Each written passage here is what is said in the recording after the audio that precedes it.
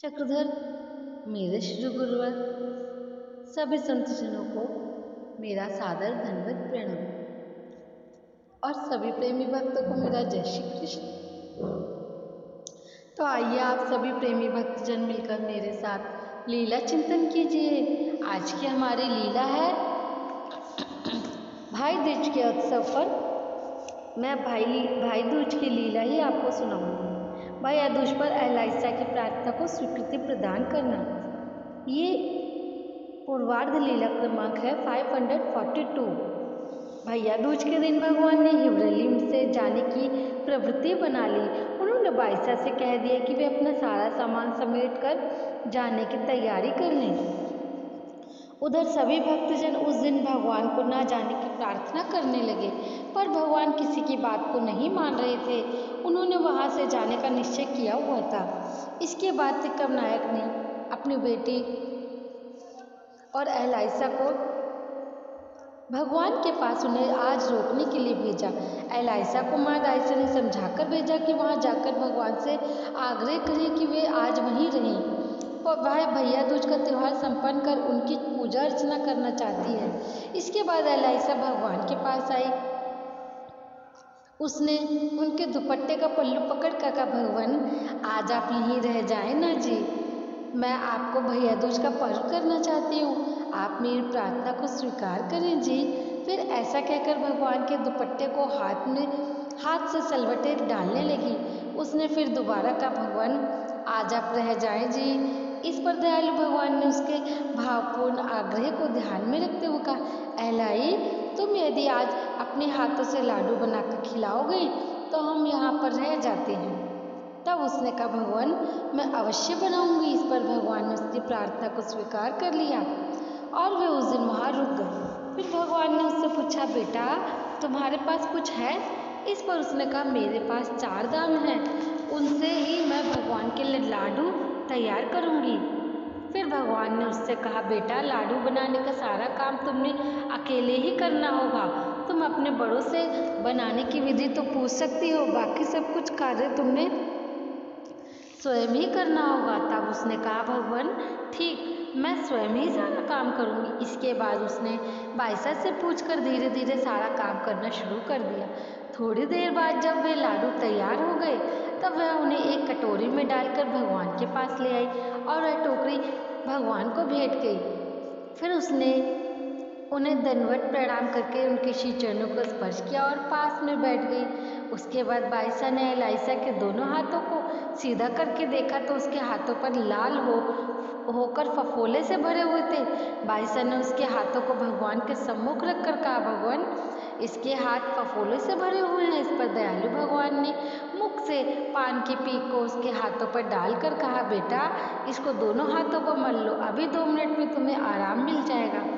तब उसने दोनों हाथों पर उस पीक को लगा लिया। उसी समय उसकी जलन समाप्त हो गई। इसके बाद बाईसा ने कुछ लाडू एक कटोरे में डालकर इस पर गर्म घी लगाया और वह कटोरा भगवान को समर्पित किया। भगवान ने उन लाडुओं का भोग लगाया। उसके बाद दोपहर को भगवान का पूजा अवसर हुआ। भोजन का थाल लगाकर भगवान को समर्पित किया गया। उन्होंने दोपहर का भोजन किया। कुल्ला करने के बाद पान का बीड़ा लिया और दोपहर का विश्राम किया। लीला का हेतु है, भगवान ने एलाइसा को लाडू स्वयं बनाने के लिए इसलिए कहा था कि उससे उसे शारीरिक, मानसिक और पदार्थ को बनाने की दृष्टि से कार्य करते हुए संपूर्ण रूप से पुण्य लाभ प्राप्त हो। इसी क्रिया से उसे माया का मुख्य सुखफल प्राप्त होगा। इसके अतिरिक्त उसने भगवान के दर्शन, संबंध और नमस्कार करने की पात्रता प्राप्त होगी जो उसके उद्धरण में काम आएगी। ईश्वर की प्रसन्नता उस पर थी। उसने इससे पहले किसी ज्ञानी की प्रसन्नता को प्राप्त किया हुआ था, इसलिए भगवान की कृपा उस पर थी। भगवान उसके प्रति अनुकूल रहे और उसके आग्रह को भगवान ने मान लिया।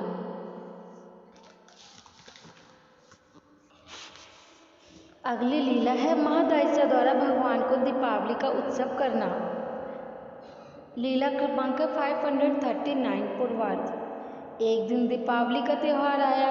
उससे एक दिन पहले माँ दाइसा ने भगवान से प्रार्थना करते हुए कहा, भगवान इस बार दीपावली के उत्सव पर आपको स्नान पूजा अर्चना भोजन खिलाना चाहती हूँ, आप मेरी इस क्रिया को स्वीकार करें जी।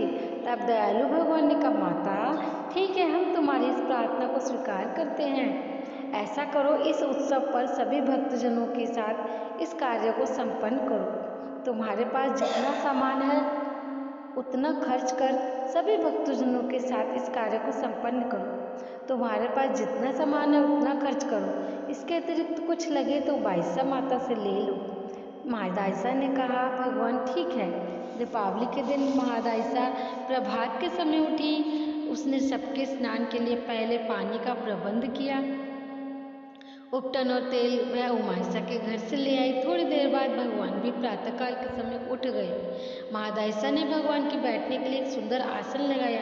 उसके चारों ओर जौ आदि को बिखेर कर रंगोली तैयार की। भगवान उठकर पहले बाहर की ओर आए, वहां से प्रातःकालीन स्वाभाविक क्रिया करके वापस लौटे। मुख हाथ धोकर आसन पर विराजमान हुए। महादाइसा ने भक्तजनों के बैठने की वहां व्यवस्था की हुई थी।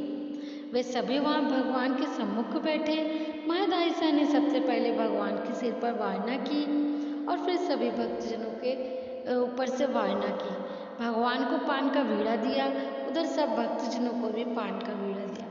भगवान ने सब भक्तजनों के से कहा, आप सभी लोग पान ग्रहण करो। उसके बाद महादाइसा ने स्नान कराने से पहले भगवान के शरीर पर सुगंधित तेल और उपटन लगाकर मालिश की।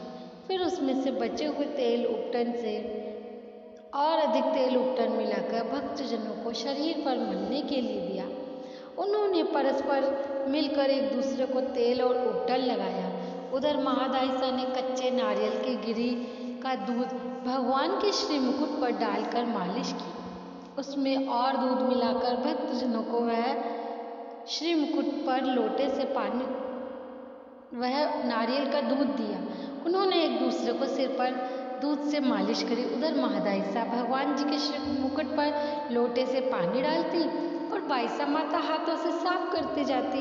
इधर भक्तजन भगवान की श्री मूर्ति के प्रक्षालन से निकले हुए पानी की धारा के नीचे बैठकर स्नान करते। इस प्रकार दीपावली के दिन भगवान को स्नान कराया गया। नागदेव ने भी बहुत देर तक स्नान किया। बाल लंबे होने कारण अकेले ही बालों को धोकर स्नान किया। स्नान हो जाने के बाद महादाइसा ने भगवान को अनेक दीपों से प्रज्वलित आरती उतारी।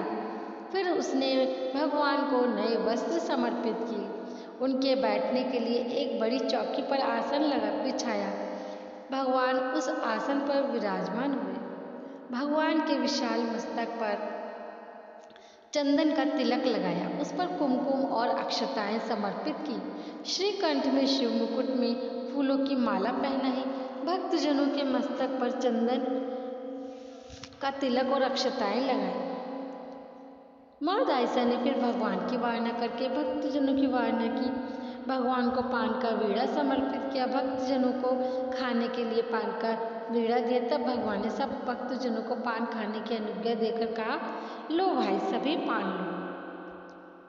तब सब भक्तजनों ने मुख में पान डाला। इतने में दिन निकल आया। फिर बाइसा ने प्रतिदिन के नियम के अनुसार भगवान को प्रातःकाल का पूजा अवसर किया। उसके बाद भगवान सिद्धनाथ मंदिर की ओर विहरण टहलने के लिए चले गए। सिद्धनाथ के मंदिर में जाकर भगवान चौकी पर विराजमान हुए। भगवान ने भक्तजनों को कुछ धर्म संबंधी प्रवचन किए। बाइसा ने भगवान के लिए भोजन तैयार किया। थोड़ी देर बाद भगवान विहरण करके वापस लौटे। महादाइसा ने भगवान को दोपहर का पूजा अवसर किया। फिर भगवान को भोजन का थाल समर्पित किया गया। भक्तजनों के सम्मुख भी भोजन रखा। भगवान ने सभी भक्तजनों के साथ ही वहां भोजन किया। इसके बाद भगवान को पान का वीड़ा समर्पित किया। भक्तजनों को भी पान दिए गए। इस प्रकार महादाइसा ने भगवान को भक्तजनों सहित दीपावली का उत्सव संपन्न किया। दयालु भगवान ने उनकी निर्हेतुकता क्रिया को स्वीकार किया, सहर्ष स्वीकार किया। लीला का हेतु है, दीपावली के दिन भगवान की पूजा अर्चना स्नान भोजन समर्पित करने से महादाइसा को महान पुण्य लाभ प्राप्त हुआ। धर्म में विशेष योग्यता प्राप्त हुई। अधिकार प्राप्त हुआ और उसके साथ अनेक कर्मों का नाश हुआ। तो ये थी आज की हमारी 2 लीलाएं, दिवाली से संबंधित और भैया दूज से संबंधित। आप सभी प्रेमी भक्तजन भैया दूज के पावन अवसर पर इस लीला का चिंतन करें। मिलते हैं फिर और सुंदर सुंदर लीलाओं के साथ। तब तक के लिए आप सभी प्रेमी भक्तों को मेरा जय श्री कृष्ण, जय श्री चक्रधारी।